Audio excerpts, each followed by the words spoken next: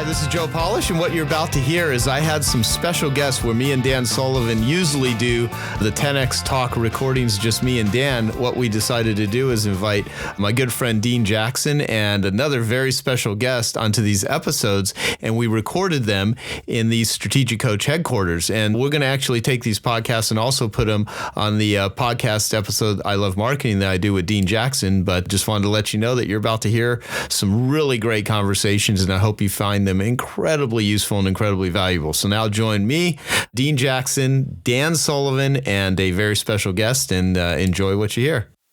Hello, everyone. I'm here with Dean Jackson and Dan Sullivan. We're in the studio in Toronto It's again. Always exciting. This is a great setup right here. I always love coming down here.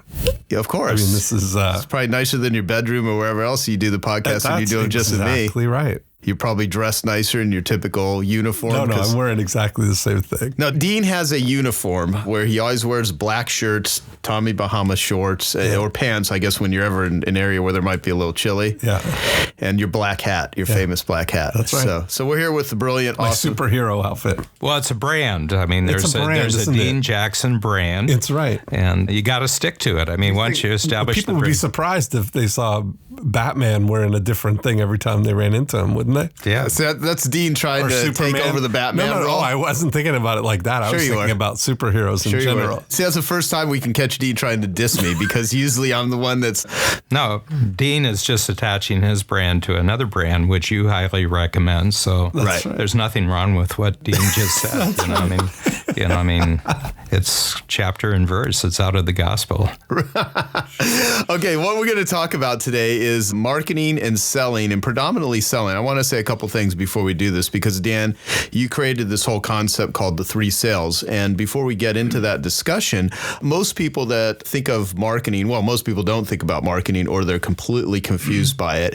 And I always ask people what their definition is of marketing. And there's many different types of marketing. And of course, the type of marketing that we subscribe to and that we're always talking about on I Love Marketing is direct response marketing, where the point is not to just get your name out there, which is image or brand building type of marketing and advertising, but it's really direct response, where it's get your name out there, get a response back, do things that are trackable, do things that are specific, make calls to action, use compelling copy, that sort of stuff. Mm-hmm. It's emotionally engaging. And I'll give you Dan Sullivan's definition of selling that I asked him a while back. But again, there's many different ways to think about this. So when people ask me what's the difference between selling and marketing, the sort of shtick that I have is selling is what you do when you're on the phone or face-to-face with somebody. Marketing is what you do to get them on the phone or face-to-face with you, properly positioned, so by the time they are talking with you or engaging with you and your company, they're pre-interested, pre-motivated, pre-qualified, and predisposed to do business with you. And I've always thought about the aversion that people have to selling. Like, they had a high-pressure situation because, people love to be sold. They hate to be pressured. However, if they've ever been in a pressure situation, or they've had marketing done to them and it felt like, oh, someone was talking me into something, they have this aversion to marketing like it's a bad thing. And I always say, well, if you think marketing is bad, try holding your breath. It's like saying oxygen is bad. Your business is not going to survive without marketing any more than a human is not going to survive without oxygen. And so I've started really saying to people, look, if you have a problem with selling and marketing, think of marketing as storytelling, because if you tell a better story, you're going to get a better result. You're going to get better engagement, better buy-in, better listening, better everything. And think of selling as influence. And the more influential you are, the more effective you're going to be. And that's in a business environment. Mm-hmm. Now, Dan has actually created this thing called the 3 sales, which we'll go deep on. The first one is money sales, the second is freedom sales, and the third is capability sales.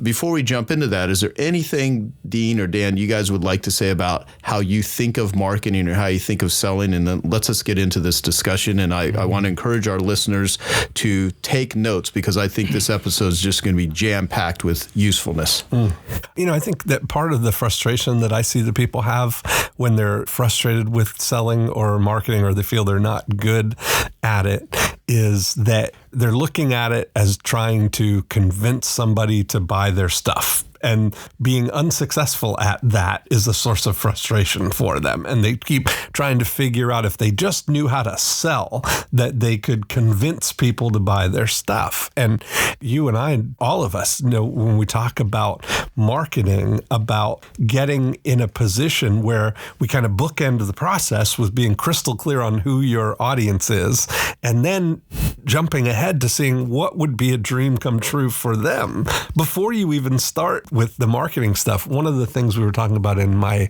most recent mastermind groups, I was posing this question of what would have to happen? How would you have to treat what you do or your marketing if your goal was to have your arrival received as joyfully as the Publishers Clearinghouse sweepstakes van pulling up to their driveway, right? Like, what would have to happen for you to create that kind of elation about somebody getting the opportunity to work with you? Right. So it's an interesting thing because most people don't think about it like that, you know? I mean, I think people that don't do well with marketing, or worse, they actually despise it. They think it's kind of like, oh, we got to shoehorn in a sale here. And, oh, you know, I don't want to have to take care of that, you know, trying to sell people stuff. I mean, they've got this whole mindset. I think the biggest obstacle to people being effective at selling in marketing is not the fact that they can't learn it or that it's not available. Certainly they can listen to this podcast and they can learn more about marketing and selling than 99% of the population. What it is they underestimate the value of it. I mean, the biggest obstacle is they just don't place importance on it. And it's like not placing importance on nutrition and then expecting to feel good. You know, I mean, it just doesn't make sense, which lends itself to what I want to ask Dan to start describing, which is the three types of sales, which instead of thinking about selling other people or products and services, the biggest influential job you have to do is the one in your own head, on yourself. So Dan, I could give your definition of selling because I love it, but you're right here in front of me. So let's have you talk about this. Well, what I've noticed, and you know, I notice it in my own family, I notice in people I've grown up that just haven't really done well in their life, and they're very, very frustrated because they don't believe that everything on the planet moves because of a sale. They almost have a religious belief there must be some other reason why things move on the planet. And after looking at this for about 50 years, I realized that you either believe in selling or you believe in the tooth fairy. You know, you're right. No, and the tooth fairy comes in the form of government. The tooth fairy comes in the form of somebody opening doors for you.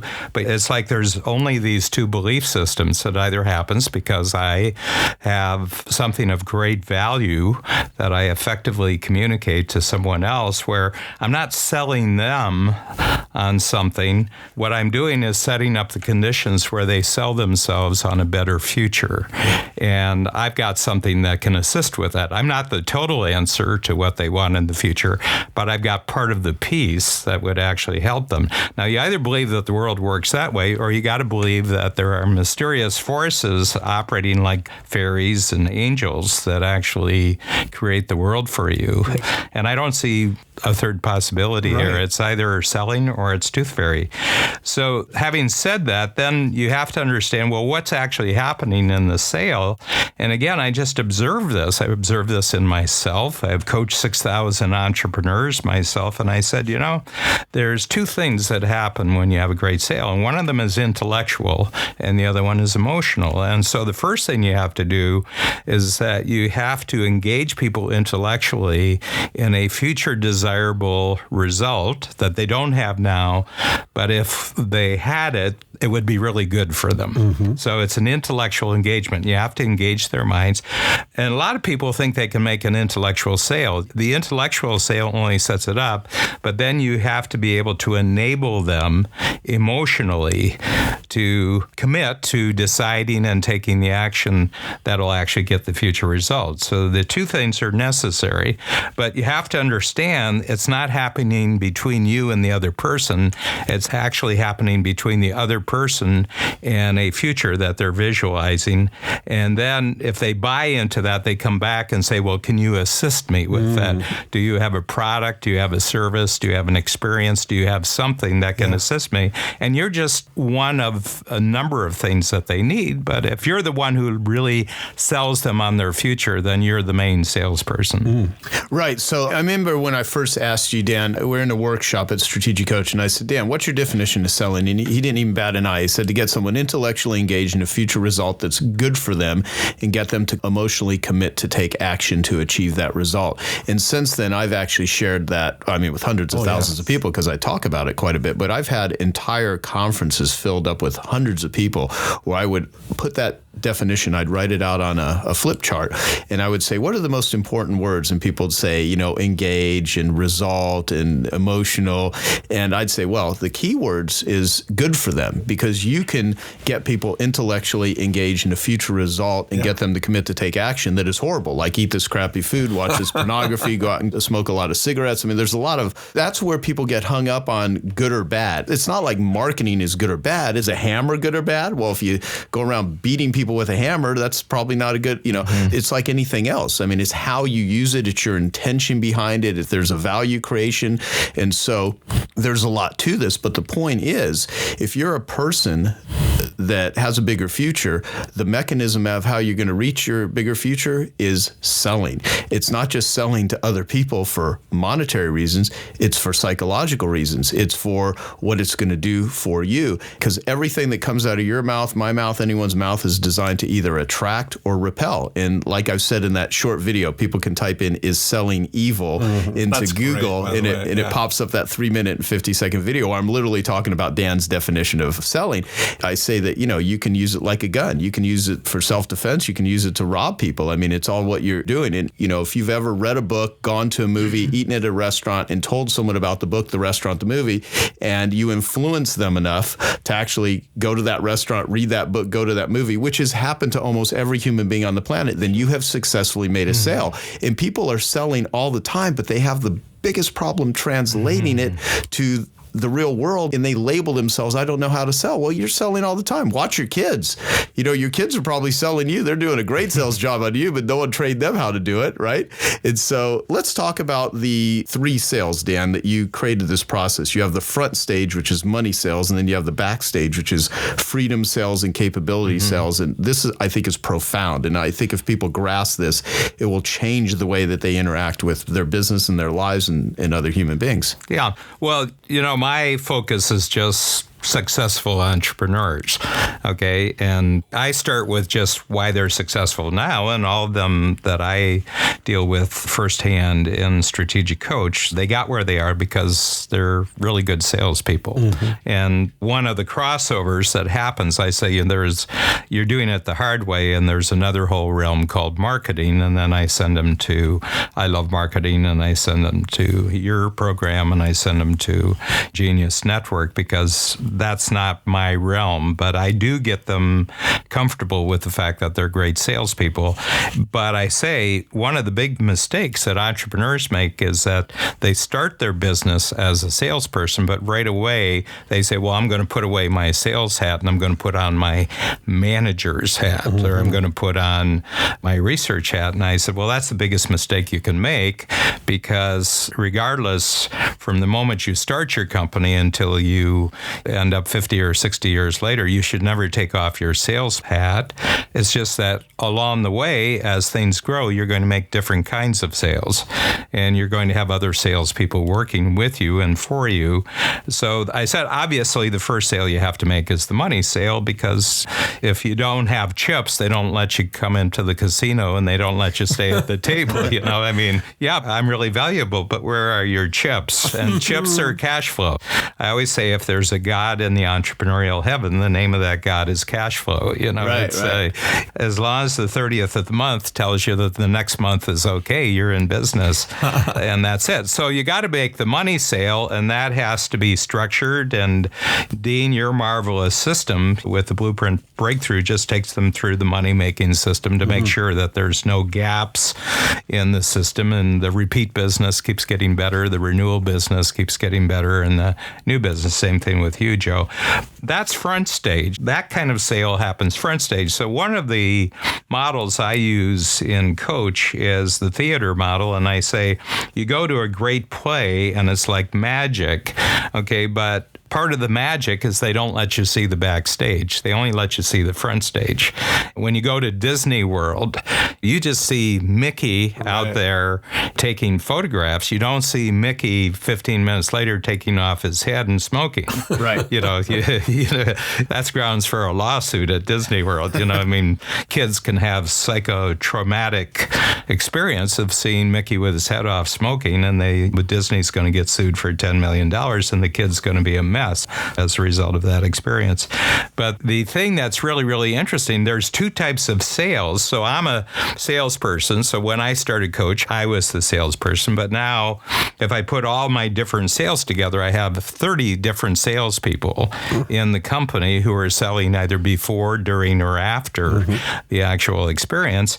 And so day to day, 99% of the sales in the front stage are happening through people other than myself. But backstage, I'm selling two things. One is I'm selling other people, I'm freeing me up. And so I've got a team of roughly a dozen direct people who just keep looking at Dan's schedule and says, Dan doesn't have to do that, Dan doesn't have to do that.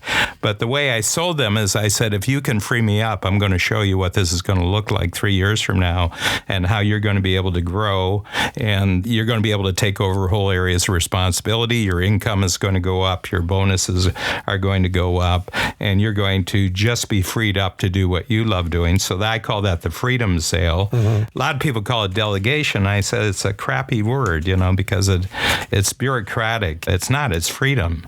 You're selling freedom for yourself. That's a great distinction. I mean, what a great reframe. Yeah, you're selling freedom, you know. And then the second one is capability. And the third one, the capability sale. It's really the growth sale because you're constantly, as you grow, going to be needing capabilities that you either have to bring in from the outside into your organization, or they are outside capabilities that it doesn't make sense to actually have them in your corp because you couldn't pay for it. I mean, a really great copywriter, I wouldn't have a really great copywriter actually working in my company, you know, the level of Paris or someone like that, because there's not enough. And you don't want Paris inside your organization. You want him outside. Right. And he can do in 2 hours what other people would take a couple of weeks to do. I mean, he's just so good. But there's these really extraordinary capabilities. And what I want to do is I want to sell those capabilities on why they should give their best work to my organization. And so that means that the whole world of unusual and unique capabilities is part of my organization if I can sell them on the vision of where I'm going. So I got to have the money sales because I got to get a foundation. Then I have to have the freedom sales so I can grow personally. And then I have to be able to sell unusual capabilities out in the world. And that Genius Network is just that. So I think that all three of us coming from a different angle are always talking about these three different kinds of sales. Yeah, absolutely. Absolutely. I mean, I think when I actually grasp that selling and marketing will open doors that cannot be opened any other way, and that these doors are just waiting to be opened. It's just, you know, the thing that Gary Halbert used to say when I made the distinction. That they're never closed. It's almost like they're not closed anyway. You just got to open them. Nobody tries to open them. Right. Like I learned marketing to delivering a message in direct mail. Yeah. And it really is the closest you're ever going to come to printing money legally, because with the right sales letter, you can persuade many people to jump on your train if you're selling a train ticket Alchemy. or two.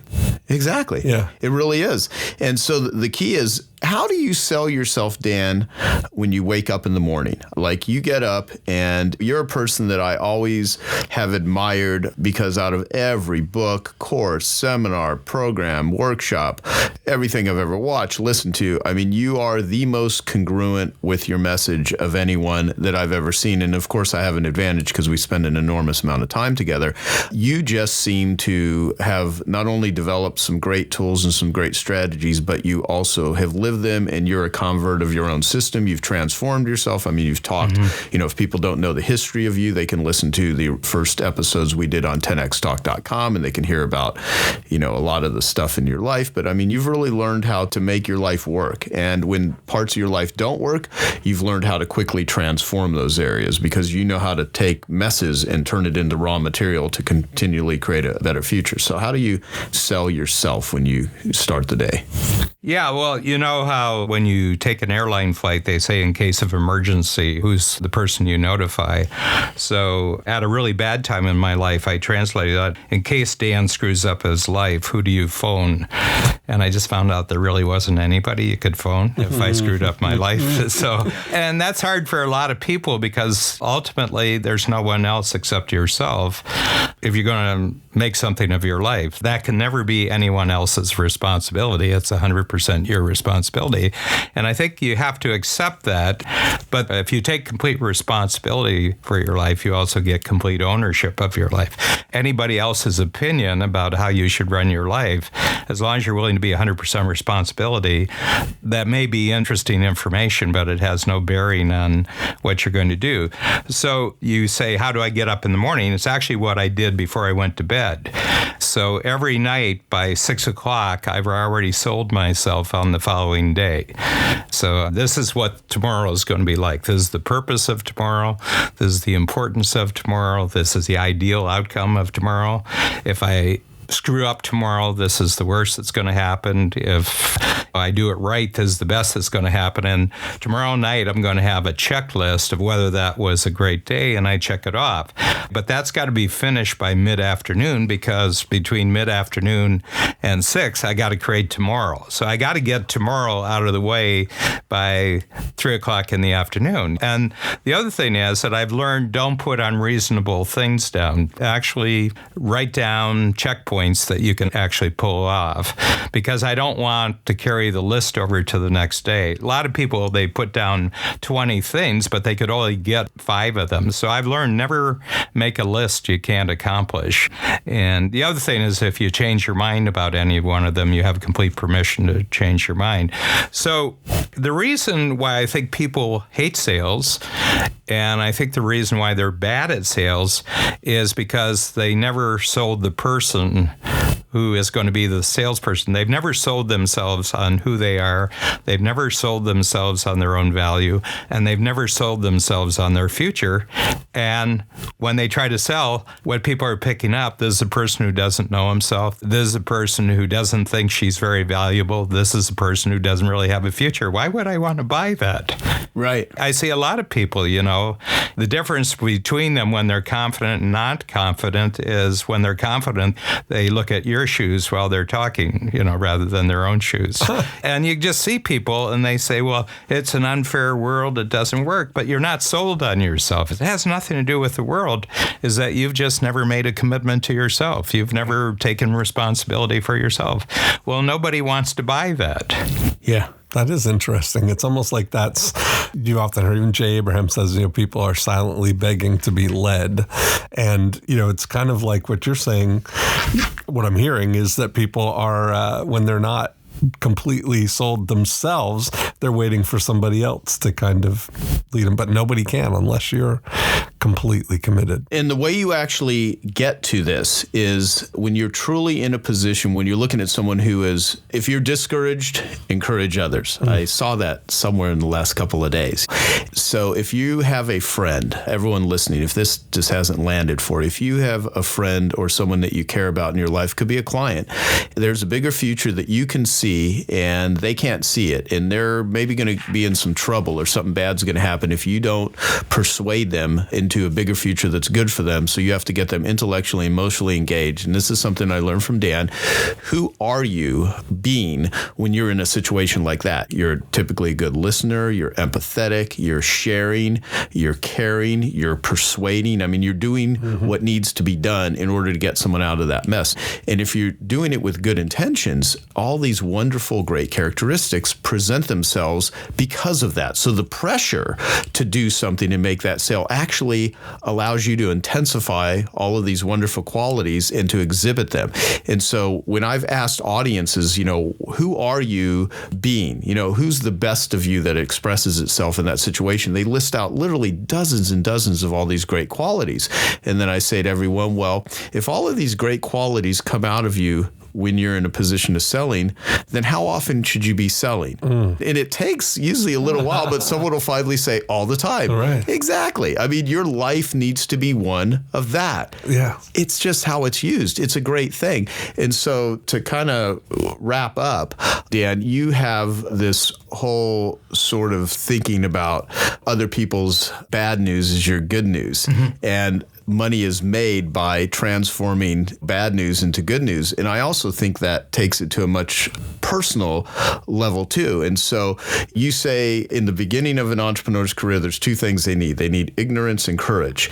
And we are talking about confidence. And if you're not confident, you don't feel good about what you're doing. And so courage doesn't feel good, but confidence does. But until you get to that state of confidence, you actually have to have the courage to at least go through this conversation we've had. So I'd like to kind of end this with you telling the story about how you were in the Army in that whole thing when you learned what courage meant. Yeah, I was drafted right at the start of the Vietnam in 1965 and, went to basic training. And for the most part, it's kind of boring. And they work you hard and everything else, but there's nothing particularly scary about it. But there is one event that happens. There's actually two. One is live machine gun fire, where if you raise your head 12 inches, you're a casualty. But the other one is grenade. You practice with live grenades. They show you how to do it the night before so that you can think about it during the night when you get there in the morning. And it's scary, because you're down in a pit, you're down there with an instructor, and you get two live grenades. And if you drop it, if some accident happens, in 5 seconds, you're a hamburger. So the trainer's down there just to grab the grenade if you screw up. So the next morning we show up and the first sergeant who's in charge of the whole exercise says, "Is anybody scared here?" And I raised my hand and he said, by the way, he always called me shit for brains. So, he really loved me. So he says, but Sullivan, he says, he's the only one I scared. You're all scared, but Sullivan is the only person who's actually saying he's scared. You should be scared. And he said, I'm going to tell you the difference between fear and courage. He says, fear is peeing your pants. Courage is doing what you're supposed to do with wet pants. And I always remembered this, that a lot of people think that courage, he's really, really courageous. It's like the person is really feeling good about themselves when they're being courageous. They aren't. They're feeling shitty about themselves. And that's what courage is, that you persist and you keep going forward and you do what you have to do, even though you don't feel good. Where you feel good, courage has turned into confidence. But the growth factor that produces confidence is actually courage for a period of time when you don't feel good, you're not certain about it, but you persist. And then after you've done it, there's an achievement, and that achievement automatically transforms the courage into confidence. And a lot of people say, well, where do I get the confidence? I said, start with courage. Well, I'm really scared of doing that. And I said, that's the perfect ingredient for courage. Exactly. I love it. And so that's a good setup. And I remember this thing that Jim Rohn would say is you can't hire someone to do your push-ups for you. And so when you talk about being responsible, yeah, exactly, Dean. Remember that, okay? All right. So with that, I want to wrap up this episode just by encouraging everyone to listen to this advice and really think about the sales job that you need to do on yourself if you want to become more effective, and that realize that selling and marketing with the right intention is the most honorable thing that you could ever do. If you create value in the world, you are doing the world and yourself a disservice by not being more effective at it. And go through the courageous stage, because I always talk about you can have an elf business, easy, lucrative, and fun, or a half business, hard, annoying, lame, and frustrating. And rarely does things just become elf. It becomes elf after a process. But you have to be willing to go through that process. And so the successful people in the world are the ones that are willing to do the things that the unsuccessful people are not willing to do. And if you need more help, come to all of our programs. Go through one of Dean's Breakthrough Blueprints, get yourself signed up for Strategic Coach at strategiccoach.com, or go to geniusnetwork.com and take a look at what we do. But this is just giving you some real insight to some great thinking and things that, we've all done this. Every single one of us here had to go through those stages ourselves. And so subscribe to our podcast. Please post your comments on ilovemarketing.com. salesperson.com and 10xtalk.com and share this with anyone that you know in business that could use some encouragement, because the best way to get good at this stuff is to teach it to other people. All right. Famous last words from either one of you?